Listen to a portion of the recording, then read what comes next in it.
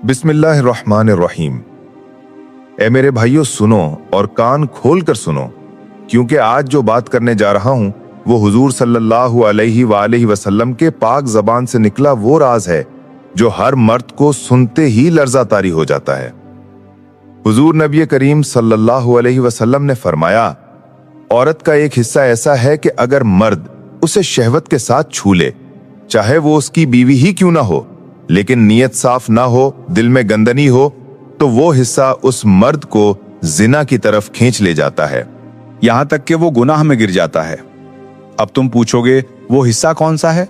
सुनो, हुजूर सल्लल्लाहु अलैहि वसल्लम ने इशारा फरमाया, वो औरत के जिस्म का वो हिस्सा है जो अल्लाह ने पर्दे में छुपाया है, जिसे देखने की इजाजत सिर्फ शौहर को है, और वो है उसकी नाव से घुटने तक का हिस्सा। जी हाँ, नाव से घुटने तक का पूरा इलाका औरत की जीनत और औरत का सतर है।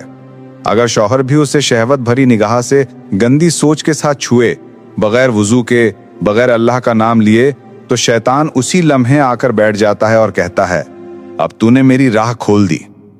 एक रिवायत में है कि हुजूर सल्लल्लाहु अलैहि वसल्लम ने फरमाया, जो मर्द अपनी बीवी के नाव से घुटने तक के हिस्से को गुस्ल जनाबत के अलावा किसी और वक्त शहवत से छूता है, तो फरिश्ते उसके हाथ से मुंह फेर लेते हैं और उसके लिए बद्दुआ करते हैं, ऐ अल्लाह, इसे जिना की तरफ ना ले जा। और फिर क्या होता है?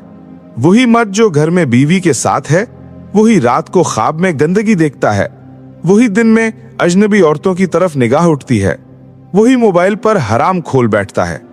क्या तुम्हें पता है क्यों? क्योंकि उसने अपनी बीवी के साथ भी हुदूद तोड़ दी थी। तो सुन लो आज का हुक्म, अपनी बीवी के जिस्म को छूना हलाल है, बल्कि सवाब है, लेकिन सिर्फ उसी वक्त जब तुम वजू की हालत में हो, तुम्हारी नीयत पाक हो, तुम बिस्मिल्लाह कह के शुरू करो, और गुस्ले जनाबत के अलावा किसी और वक्त नाफ से घुटने तक शहवत से हाथ ना लगाओ।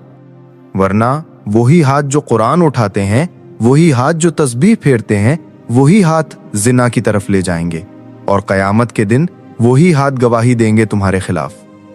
आज से अहद करो, अपनी बीवी को पाकीज़गी से छुओगे या शैतान को मौका दोगे? अल्लाह हम सबको पाकीज़गी की तौफीक दे, आमीन।